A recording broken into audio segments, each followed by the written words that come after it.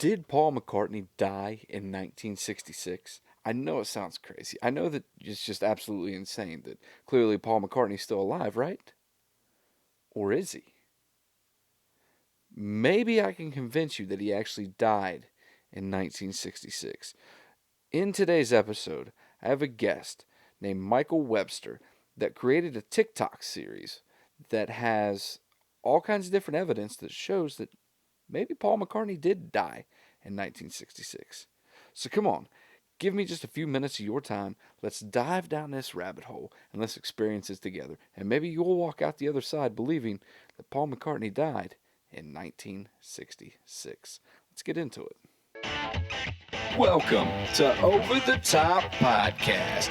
This is a show where we take topics that nobody wants to talk about, but everyone has an opinion on, and we let people get their opinions off their chest. We will literally cover every single topic except arm wrestling. Your host, Steve Matthews, joined by an array of different guests. So make sure you stay tuned in for Over the Top Podcast. What's up, everybody? Steve Matthews, your host of Over the Top Podcast. And today I've got Michael Webster. Webster. Oh, it's right there in front of me. Good God, I can't read. So Michael Webster, did a mini series on TikTok that is all about the Paul is dead theory.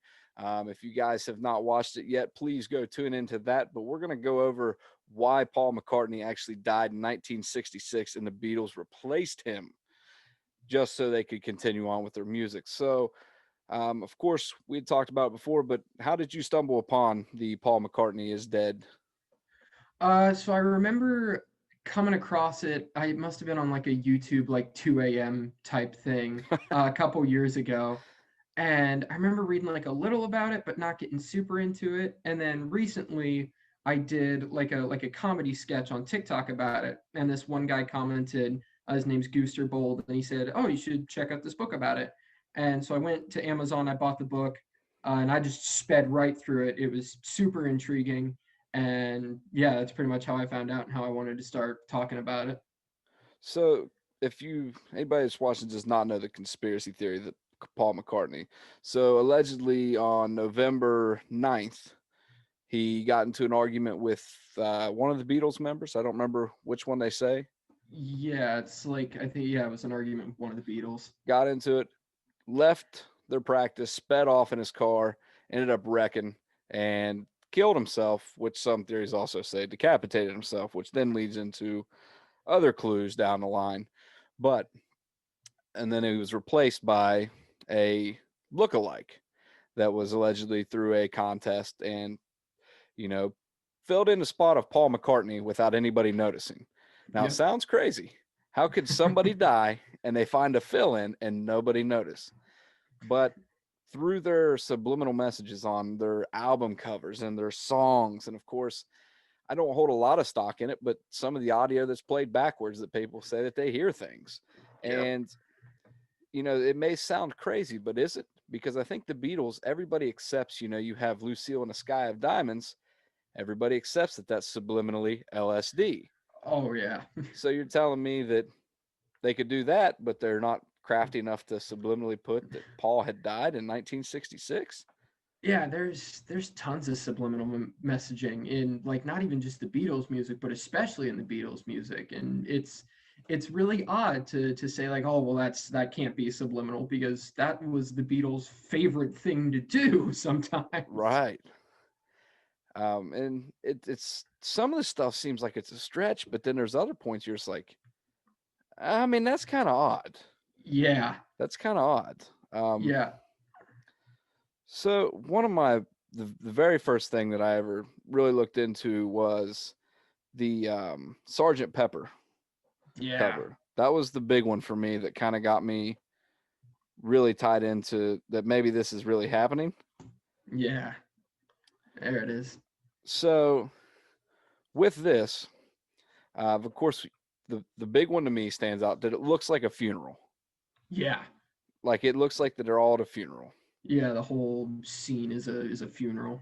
So for you, what was the big standout that really said, man, maybe this was Maybe they're really trying to tell us something. For me, it is the funeral scene. The older, or like the classic Beatles to the left, all looking down really sadly, was another one for me. And then it's not so much with this album cover alone, but that symbolism of the open hand above Paul's head. Mm-hmm. uh you connect them all together, and it happens a lot, and you're like, okay, something's up here. But those are the big ones to me, where I'm like, this is weird. Right. So to me, one of the other ones is when it was pointed out to me, and it's small things that I don't think I'd ever notice until they were pointed out, is that everybody seems to be turned towards Paul McCartney, who is dead smack in the middle of this. Yeah, yeah, And they he's are. he's holding a black instrument where everybody else is holding something else, Yeah, which of the only course one. black would indicate death. Yeah, death. So, and I know that you are fully aware of it, but the big drum here in the middle. Yep. So as we move in, get a little bit closer here. So at first glance, it doesn't look like anything. Now, the theory is that if you split it in half and mirror image the top half, then it gives you a message, which would be this. Yeah, there it is. So, there is a stretch to it in the sense that you have a number 1, and then it says 1, and then it's a Roman numeral 9, Yeah. which would indicate the November 9th, and it say he die. Which to me is just odd, and I don't know where they originally got the date to say that that's when he died in 1966. No, either. But to me, this is very oddly specific that it matches. Oh yeah, it's super specific, and the whole act of finding the clue in general is like mirroring it. It's so much work to have to go into it, that you start to wonder. You're like, okay, was this like super well hidden, or is this people stretching? Because like it seems intentional, because like you got to go through a bunch of steps, but you get there eventually, and it's a very clear message. Right. And I mean, to specifically put on the drum Lonely Hearts, you know? Yeah, with such a long album name in general, it's those two words that they chose is one of those weird things too. And I'm not a very deep thinker when it comes to that, but to sit and think, be like, how could we spell out Oh, the date and he dies? What words are going to work like that? yeah, But it's just odd. It's odd that it matches up to the November 9th. yeah. And on top of it, what else is on the that particular cover? There's one, that doll that's sitting in the chair in the bottom right corner. I can't remember the car model, but there's like a little toy car on her right knee, Uh, and that's like the exact car that McCartney drove. Is how the theory goes. okay, let's see here. So this one. Yeah, that little doll. There's that car sitting on her right leg. I can't remember what type it is. I don't remember what he was driving. To be honest with you, I don't remember either. Yeah, The neither do other I. clue with this little creepy thing is if you look by her other side, it looks like it's a bloody driver's glove. Oh yeah, that's right. So Oh, that was oddly one I enough, hadn't looked at. we have a bloody driver's glove and allegedly the In the car that car. Paul McCartney was driving. Yeah. Oh, that's And weird. that's just it. Going back and looking through it, you're like, man, that's Oh yeah, and you find stuff that you never even thought about, or that you hadn't heard about. um. And let's see, what was another one that was going on? So the flowers that are down at the bottom. Yeah. That originally to me, I immediately saw a left-handed guitar. Yeah, it's the wording of Paul, you gotta look for it, and Right. it's weird. It's one of those stretchy things where it's like, maybe, but Right. Now, if I'm not mistaken, didn't you cover in your series about the what looks to be strings across it? yeah, there's only three. Whereas a bass guitar, which is what Paul played, normally has four. And so to have three strings instead of four kind of symbolizes, oh well, there's only 3 Beatles left because there's no fourth one anymore.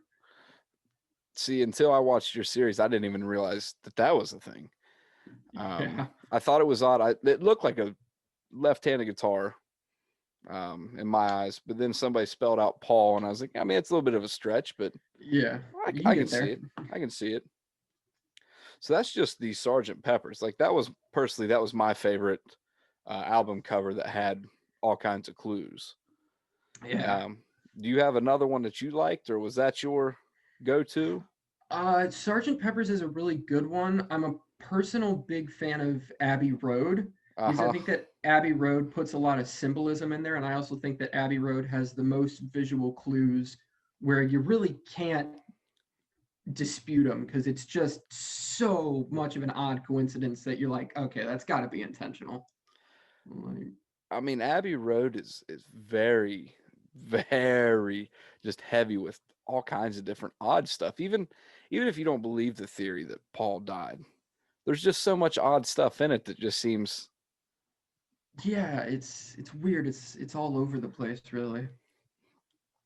So another thing, which I'll give you props for, I really liked in your series how you actually had the albums there while you're going over through the stories. I thought that was an awesome, authentic touch to it. Yeah, I was originally going to do images, and then I remember that there was a little mom and pop like nerd store Uh-huh. uh called JCD and Hobby, and they sold albums there. I'm like, oh, I bet there's Beatle albums there, and you know what would be cool? I wonder if I got the albums to show in the videos, and I got two, and then I borrowed two from my roommate. I knew he had a bunch of vinyls, and I popped in. I'm like, hey, you got any Beatles albums? He's like, yeah. I'm like, cool. I want to borrow them. Yeah, like that was to me that just kind of took it over. That was a little piece of extra that personally I would have never thought of shooting this series. So Thank you, kudos to man. you for dropping those in. Thank you. Um, so we've talked about Paul dying, and now there's his replacement. So after 1966, we then get a new person, which goes by the name of what? William or Billy Shears. Billy Shears. Um, I'm not sure as far as how copyrights go, or I would play some music, but what is it? What song is it that they just say Billy Shears right at the beginning? Oh, A little help from ah, my friends. yeah. And maybe at some point, like I originally listened to it and I was like, maybe they're saying something cheers, like they were toasting. Oh, Until yeah. I actually pulled it up on iTunes, it gives the option to hit lyrics, and the lyrics flat out say Billy Shears. Billy Shears, yeah. Which why would they even mention that? It's yeah, that's another one of those auditory clues where I'm like, okay, this is intentional because it's just you don't have to reverse it, you don't have to do anything weird with it. It's just right there, and it's not a matter of the power of suggestion. It's the lyrics themselves say Billy Shears. Right. And to me, I mean, that's clearly the most concrete one. Yeah. Later in audio, I mean, you get the I buried Paul, Yeah. which And a little. It's yeah. a lot of times with the audio, I think maybe you can hear what you want to hear. Yeah, that was my big thing is most of it I can chalk up to its power of suggestion, especially with the ones that say Paul's name. Because it's Hmm. like, okay, they were listening for Paul, so they're trying to piece it out of anything that they can't make sense of. Right. But the Billy Shears, crystal clear on iTunes lyrics. Yeah, yeah, it's right there. It's what they say.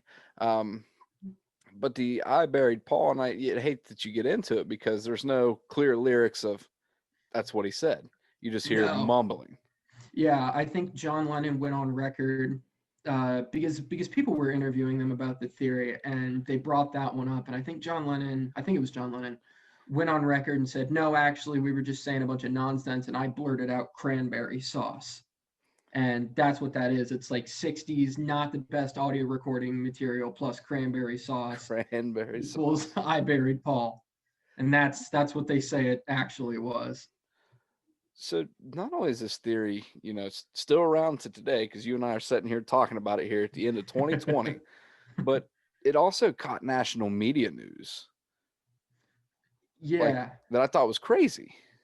Yeah, it exploded super fast, and not even just nowadays, but I mean back then it was huge because the second I obviously wasn't alive during Beatles mania, but you hear about it, you hear how crazy America went for the Beatles, and it was this thing of the second it got out that oh maybe a Beatle had died and they'd replaced him, it was wildfire.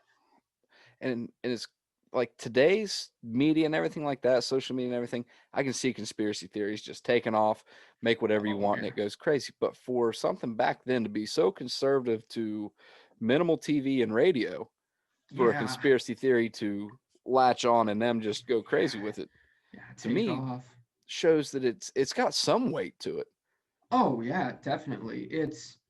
And it's so much more of an impactful thing that I think about that it got to the Beatles. Like it got so big that the Beatles were like, "Heh," and like they had to talk about it and address it publicly. That's just such an amazing thing to me is a conspiracy theory can explode so far that the person the theory is about has to address it. Yeah, that is, to me, that's pretty cool. Yeah. Um, Now to kick on another album cover or just an album was the White Album. Yeah. If I recall in your series, there wasn't a lot on the White Album that really stood out to you. No, not really a lot of visual stuff. There's a couple auditory ones. One that I can think of is in Glass Onion. They sing "Here's another clue for you all, the walrus was Paul." And that ties into the whole magical mystery tour and the symbolism behind that. And then of course you have the infamous "Turn Me On Dead Man," but those are the only ones that I Right. really talked about. So with the White Album, to me there was a big clue that I had seen that um I guess was a very good visual was this picture here. Oh yeah. So this picture here was the alleged only picture of Billy Shears before he jumped into being Paul McCartney. Yeah. And of course, as you can see, photos were fantastic back then. Um, but one thing that you notice about this particular picture is we'll compare him side by side to what Paul McCartney is today, is a scar right there on his chin. Yeah. So clearly we can see that these two are the same. And we say that this was Billy Shears. But one thing that stands out to me more than anything, because I I am very jealous of anybody that can grow a sweet beard. I just rock this neck beard and do what I can with it. Is that it's very you don't get to grow hair where it's not growing. No, So you if you don't. look here at his mustache, it's a full mustache. Yeah. But if you go to his last picture known, which was in October 28th of 1966, so just a month before his alleged crash, Yeah. this was his picture. He has no hair right in the middle, No, he doesn't. which he cannot grow. Yeah. But Oh, yet the White Album has him with a full mustache. that's whack. Yeah. So that's why I like the White Album really doesn't have a lot, but that one visual of the Billy Shears alleged and Yeah. The White Album was the one where I found myself not finding a ton of clues, but finding ones that like really hit, like big ones, like that Walrus was Paul, the Turn Me On Dead Man, and then the one with their like profile photos, except he's turned a different way. It's yeah, the ones where it's there's not many, but the ones that are there are huge. yeah, yep. Um, so that's the White Album. So there's a little bit more clues sprinkling in, and I've dove into this in chunks until I watched your series. So before I'd get a little bit of this album, and then I'd get a little bit of this album, and I never really got to go to the Magical Mystery Tour with the Walrus cover. Yeah. So that was all new to me when I watched your series. So with that particular album, what was the big standouts with that one for you? The mystery of the walrus is always the big one that people talk about, not really knowing who the walrus is. But if you put if you do your own research, you figure out that the thing that the Beatles like to claim is that the one in the walrus suit is John. Uh, but the book that I read touches on the fact that no, because actually the creature, I think it's a bird of some kind, behind the walrus has his like rimmed glasses on the nose, and so Mm-hmm. that's a thing the theory talks about as well.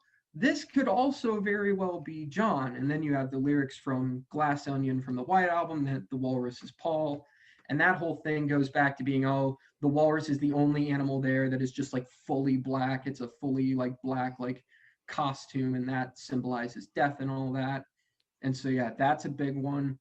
And then obviously the phone number that people think the stars that spell Beatles make out. That's one of the big ones, but I don't know if I entirely believe that one. Now, have you heard of any claims of people trying to decipher and call that number? Yeah, there were a bunch of people who tried to call the number, but the problem was there wasn't one specific number that everybody decided on. It was like one of three.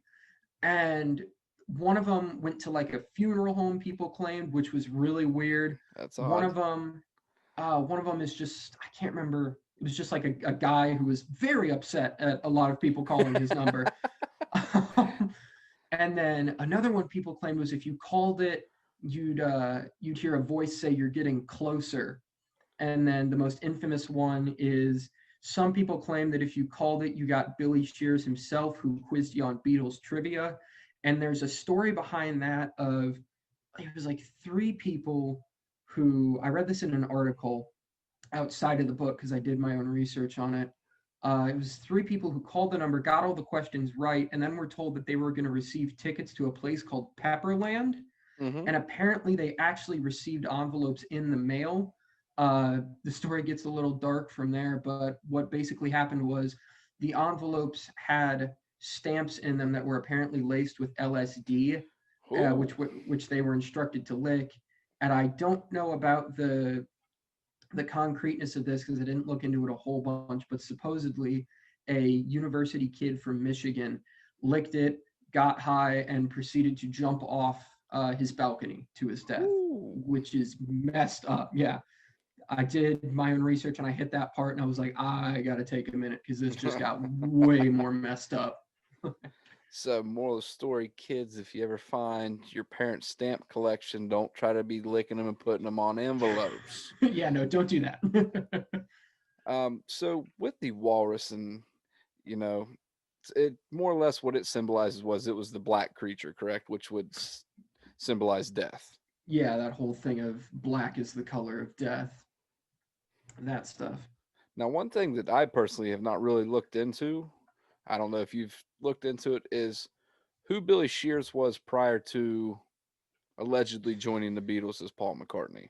I actually haven't read that much into that. I don't know who he was. Whether he was, because I've run this theory by a few people, and I've gotten the question of, well, you just couldn't stick a random guy in there and then go put him Yeah. out on live tour Yeah. where he's playing bass. But Yeah. if I'm not mistaken, right after 1966, the Beatles live tour actually kind of came to a halt. Yeah, that's kind of how the theory got started is they weren't making nearly as many public appearances. They certainly weren't going on as many tours. I mean, in the height of Beatlemania, the Beatles just stopping cold turkey was super weird. And so that's where people started looking and they're like, Paul looks a little weird. And boom, it took off running. Yeah. Um, and I don't, I get that it's a hard theory to really grasp because I think that there's so much to it. Like I said, with could you really find somebody that could fill his shoes and play music and everything like that? But at the same time, I mean, Beatles mania was a real thing. Yeah. Like people were going like completely crazy over this. Yeah. So, and what I read was is that they thought that the government was actually involved with this as well. Yeah, that's one of the things they touched on. There's a bunch of different reasons that people and theorists say was the cause behind this. There was that whole thing of, oh, we can't announce that a Beatle died in the height of Beatlemania because fans will go nuts. There's people who thought that it was something to do with the producers, it was something to do with the government that had just said, yeah, here's go find a guy that looks exactly like him and fake it, and we'll help. What was it that was? It said that they were also concerned with potential suicide rates shooting Yeah, up. yeah, that was a big thing. And that's one of those things where I can totally see it and understand it because even now, unfortunately, you have fans who get so into their favorite creators where they would go that far should that creator pass away or die unexpectedly. And yeah, they were concerned about, well, if we announce that one of the Beatles is dead and the Beatles are done in the height of Beatlemania, there are fans that will go that length. Yeah. I mean, I like some music and stuff, but I don't think I'm ever that extreme. That Yeah, no, that's it. No um, more, no more Beatles. I'm done. I'm done. yeah, So let's go ahead and go down the rabbit hole of good old Abbey Road. That seems to be, you know, probably, in my opinion, probably the most famous Beatles album cover. yeah, Period. yeah, definitely. Everybody knows what it is. Yep. So, first thing that sticks out to you with this cover. The first thing that sticks out to me right away is Paul is the only one who's out of step with the rest of the Beatles. Every other Beatle has that left foot first and then the right foot in the back. He's flipped. And then you go down the way and you realize that he's not wearing any shoes, which I looked into. And there's a thing about, oh, well, dead people aren't buried with any shoes on. And then there's another thing about it's a Grecian symbol of death. It comes from Greece. And then, so yeah, the no shoes is weird. And that's one that repeats just like the hand above his head. And then, yeah, the cigarette in the right hand when he's left handed is another weird one. Yes. So I'm personally not a smoker, so I don't know how the smoking goes. Do you use the opposite hand? I don't know, but I did think it was odd that it was in his right hand when he was Yeah. supposed to be left-handed.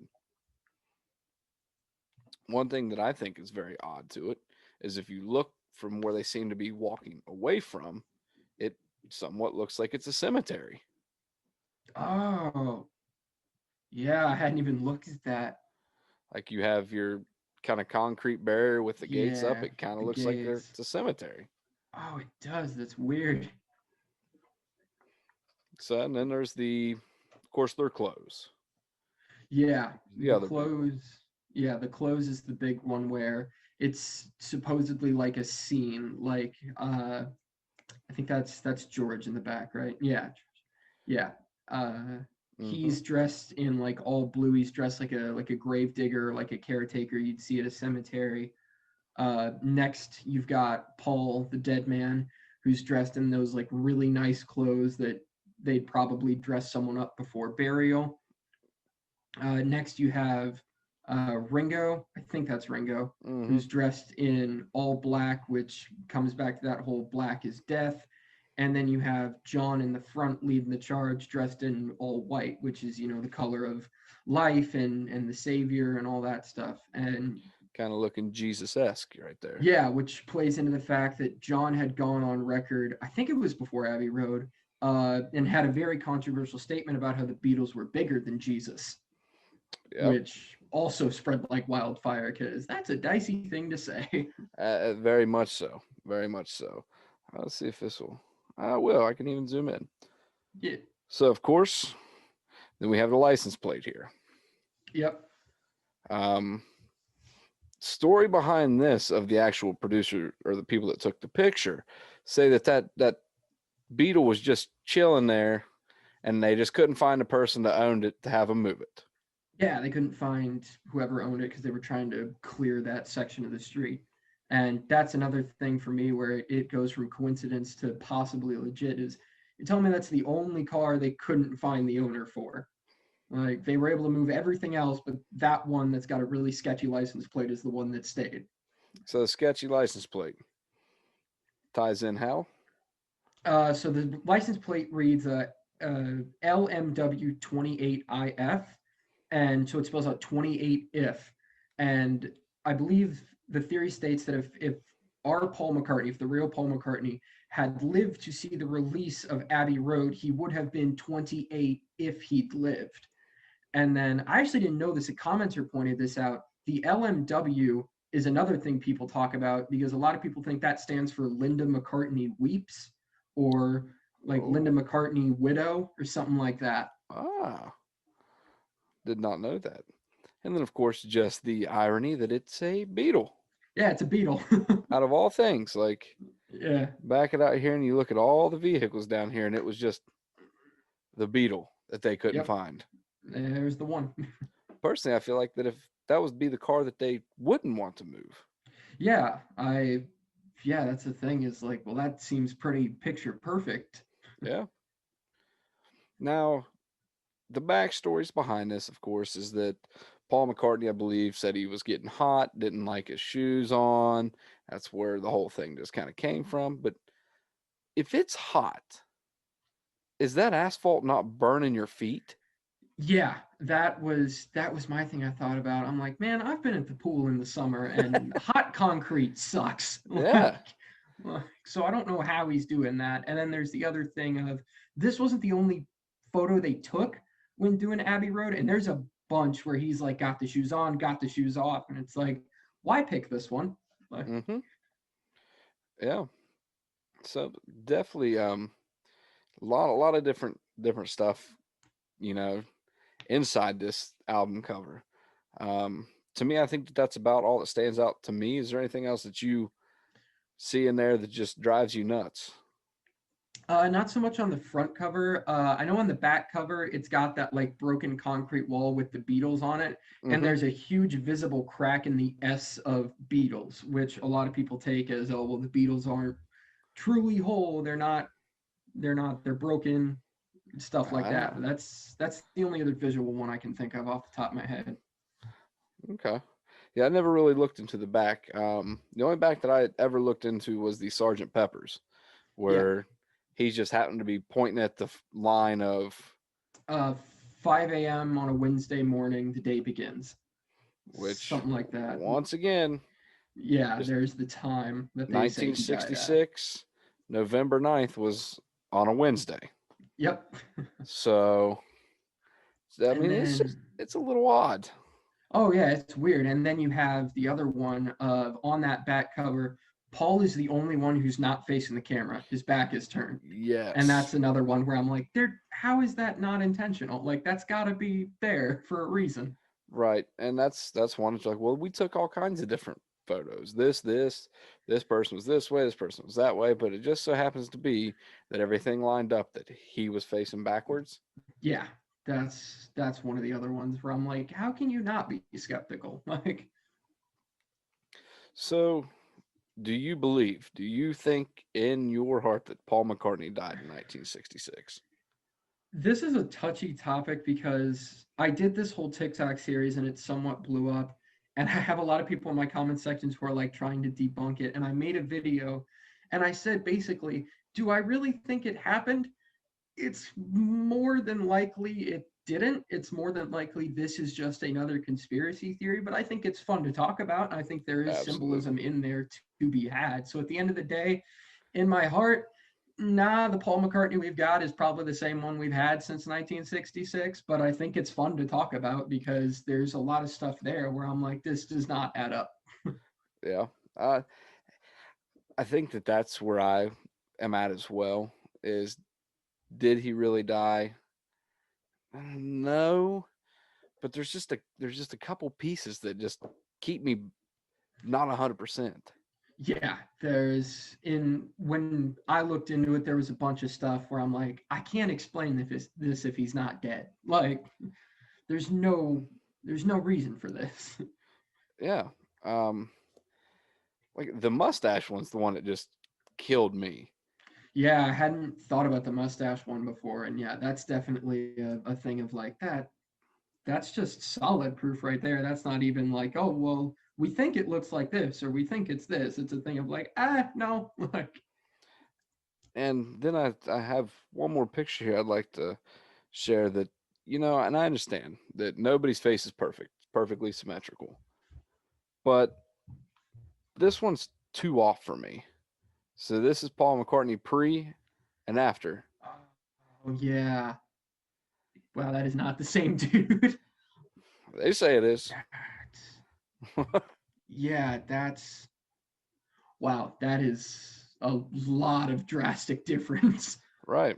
Like lighting and angle can only do so much. Like So is that Billy Shears? Is Paul McCartney really dead?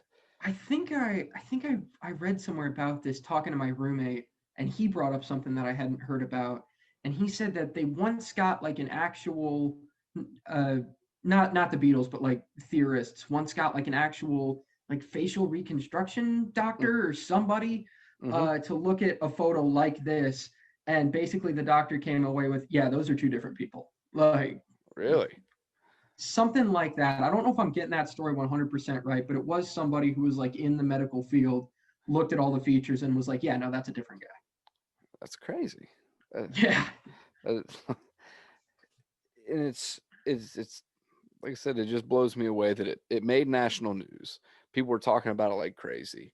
Yeah. Um, I still don't know exactly where you know, because Paul McCartney actually was in his vehicle was in a car crash in 1966. Yeah.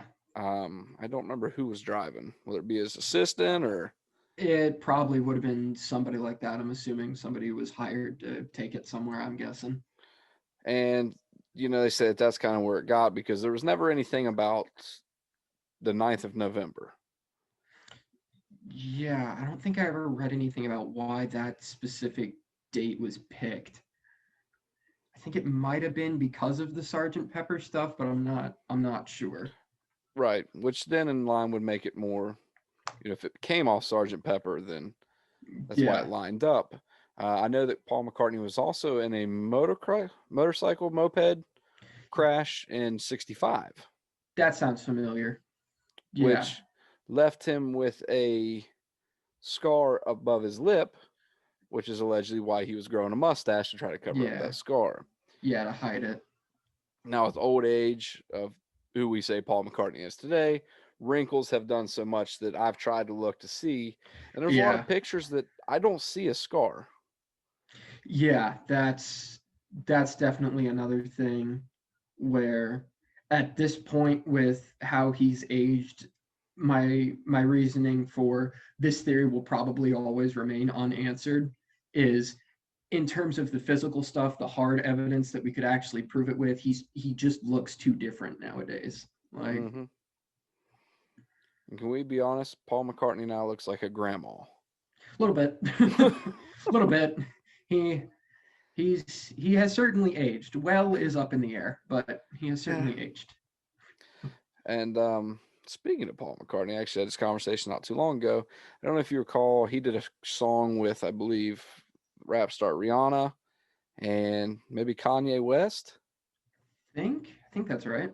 And I loved that the internet blew up and said it was so great that they gave this old guy a chance to be a musician.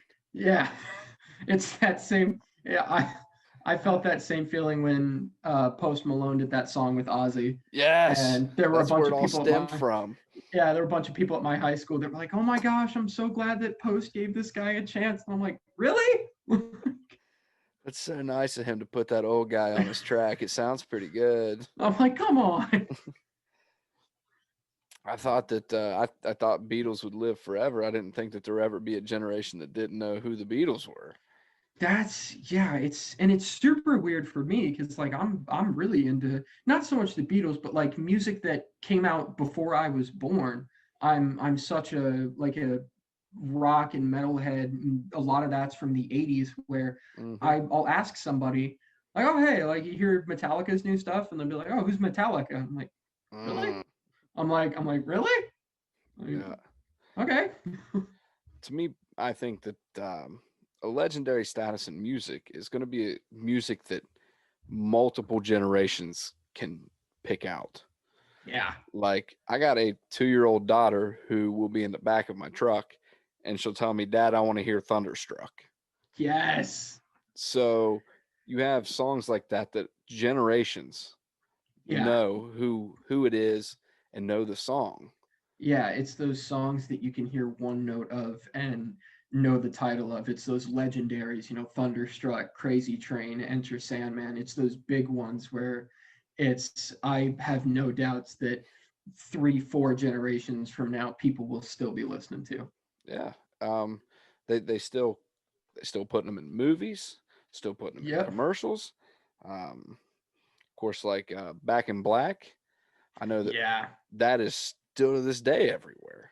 Oh yeah, and it's I hope that because AC/DC is doing new music, my biggest hope is that these people I've talked to who don't know who they are will hear them and want to do more research and listen to more of their stuff, because I love music so much, and I love it even more when it can spread to a bunch of people. I agree. I definitely agree, and I think that because it sounds like you and I are in the same genre here. Yeah. So I'm gonna make a statement here. You can agree or disagree, but Nirvana killed music. A little bit. I'm not a super Nirvana head. I haven't the 90s are an era that I haven't super dove myself into, but I have friends and bandmates who are, and they would super agree with you on that one. They would go hand in hand with you on that one. And It from what they've told me of just the basics, I'm like, yeah, that makes sense. I mean, Nirvana came out with power chords and the death of guitar solos. Yep.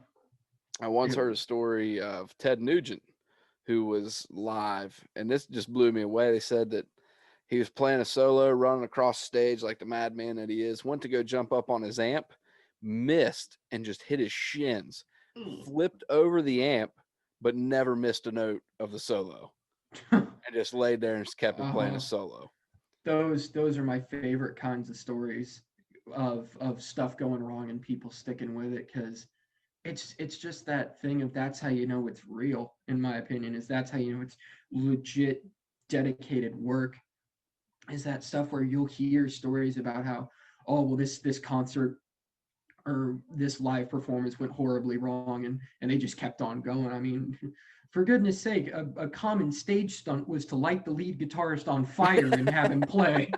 Like, that's dedication. That is dedication. That's nuts. Yeah, it's insane. And I think that, with me personally, I've picked around on the guitar. By no means am I anywhere good, but I know enough that I can respect to see somebody that is good Oh and dude, know what it yeah. takes to get to that point. Yeah, I fiddle on guitar sometimes. I've got an acoustic back there, and I know songs, but I know jack about like music theory and stuff like that. So I'll watch my friend who's also my band's lead guitarist. I'll watch him just crank a solo out, and I'm sitting there like, how? Like, we were Okay. doing a gig one night, and our bass player's amp blew out, and we had to technical difficulty that. And I turned to my guitarist. I was like, just stall. And I don't know what song it was from, which is going to show how uneducated I am. But it was recent. It was after Eddie Van Halen had passed, and he just like perfectly nailed a Van Halen solo. And I just stood there and I'm like, how do you even get there? Like, Yeah. I have no idea how you do that. So you're a part of a band? Oh Question yeah. mark? Yeah, I'm a lead singer for a heavy metal band called Mutually Assured Destruction.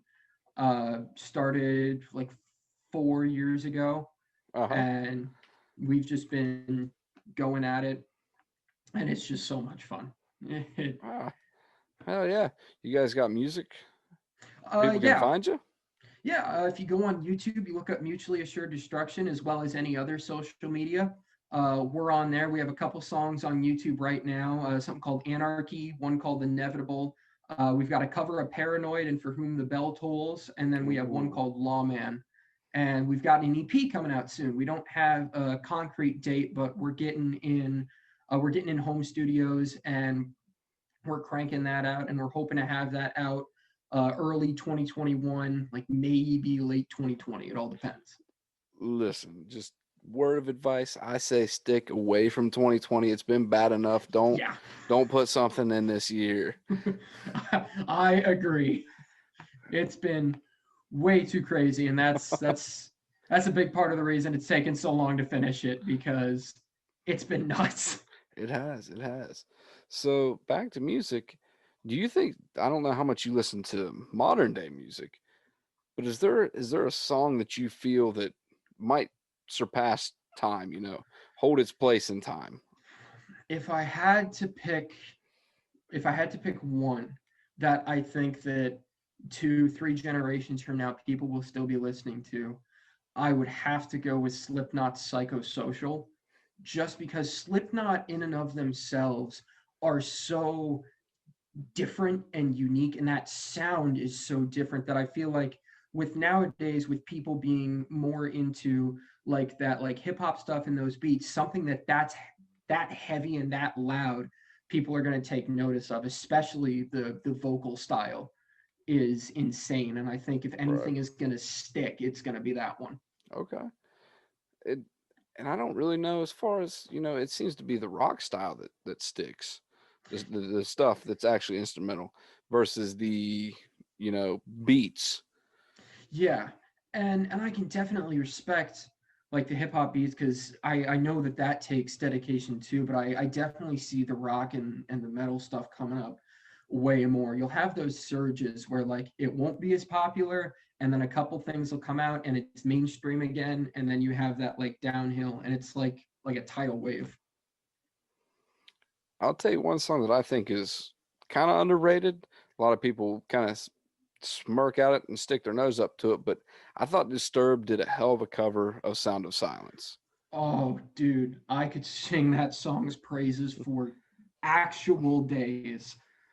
That Um, song is amazing. of course, the Simon and Garfunkel Yeah, was good. It always reminded me. Yeah, it was always seems to be movies is where I attach that song to. yeah, When somebody's it- having a flashback, drowning, old school, takes a trank dart to the neck, falls into the pool, yep, that style. But I thought yeah. like just the vocal range that they hit with when Disturbed redid it, Oh, it's insane. and of And yeah, course, that, with it being a cover, yeah, eh, it's one of those where honestly in my head I see them as two separate songs because the cover just did something so much more different that I'm like, okay, that's just a different song. Like there's this version of this song that has this hmm title, and there's another song with the same title and the same lyrics, but it's a totally different song. yeah, yeah. Uh, Tie back to the Beatles. Did you ever hear Godsmack redo "Come Together"? I think so. Yeah. Yeah, I thought they did a great job with that one as well. Yeah, Beatles covers I always love listening to, like Motley Crue's "Helter Skelter" Yeah, is always in every playlist I've got because I love it so much. that's another band. But if you listen to "Kickstart My Heart" from Motley Crue, and that doesn't get you Yes, fired up, yes, dude. It is the most dangerous song to listen to while driving because you'll get in the mood. You'll look down at your speedometer. You're like, oh, I'm going 80 in a 35. This is not good. yep, that one will get me. And this is the funny one. Will be "Sandstorm." Oh, That one gets me. It starts that'll do dropping. I'm just gas pedal to pedal the metal. floor. But yes, the bands like Motley Crue, Guns N' Roses, who I think had the best debut album ever. Yeah. AC/DC, the Metallica. They just have such a sound, and I think that Disturbed also they have their sound. Yeah. But you get into a point where people kind of get tired of your sound. Oh yeah, definitely. You There's know, you get the people that hate AC/DC because they always sound the same. Every yeah. AC/DC sounds alike. Disturbed, their sound always sounds alike. I'm not a fan of Five Finger Death Punch, but also the same. Yeah. The bad thing was is I liked Five Finger Death Punch until somebody pointed out to me like, dude, just listen to their song. They whine about everything. And I listened, I was like, oh, that Oh, kind dude. of Oh, sucks. oh, dude, that sucks. Oh, Man, I have not had an experience like that where somebody said one thing and I've been like, oh, well, all right.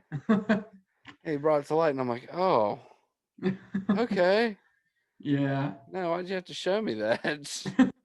I don't listen to I don't listen to as much Five Finger. I should listen to more because I listened to their cover of House of the Rising Sun. I really liked that. They do good covers. They really do great Yeah. covers.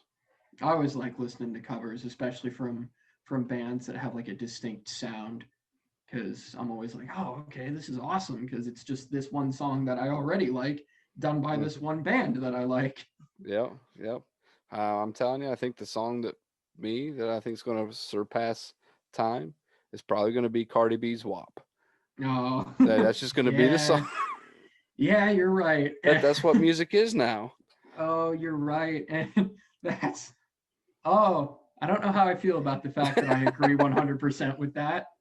It's yeah, and it's you're right. It's just so in your face and definitely controversial that Woo-wee. yep, yeah, I can definitely see parent and kid arguments over this song like 30 Yeah. years from now. Mom, turn that off. Oh, I can definitely see somebody's kids from nowadays telling their kids like, yeah, when I was your age, I loved this song. My mom hated this song. Oh, I'm like, oh boy. indeed, indeed. All right, man. Well, I'm glad you came on the show. I'm glad we got to talk about some Beatle conspiracy and then get to talk about some music. I had no idea you were in a band. So please feel free, man. Hop on the podcast page, drop one of your songs out there, let people listen to you. Will Get do, man. everybody involved in that. And like I said, Paul McCartney died in 1966. Those are facts. Those are facts.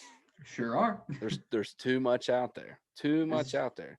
Make sure you go check out Mike's all his TikToks. I posted the first one that starts the series. He goes into depth way more than what we did today. And you get to hear you have audios in there, Yeah. the reverse audios. Like I said, he took the dedication to give you guys the actual album covers in person, holding them versus just an image like my lazy ass did by just pulling it up on my phone. So go check it out. Like I said, I would guarantee you by the end of it. Of course, I believe that if you don't look at it and go, maybe, then it's not a good conspiracy theory. But this one, I think a lot of people could look at and go, holy shit. Yeah. Maybe Paul McCartney did die in Yeah, 1966. might be there. Yeah. Is Billy Shears really the guy now? Yeah. Wouldn't that be crazy though? Somebody Yeah. stepped in and then went on a solo career. Oh, dude, I can't even imagine the internet explosion that would happen if he were to come out and be like, "Yeah, it's been me." And he's like, "Yeah, my name's Billy Shears." What? Oh God, there we go again. Twitter All right. crashes. All right, man. Well, like I said, I appreciate you coming on the show. Hopefully, you had as much fun as I did. I like talking about stuff like this. Absolutely, man, and thank you so much for having me. Yeah, This no has been problem. such a cool and unique experience. So make sure you guys check out the TikTok, and I will catch you guys later.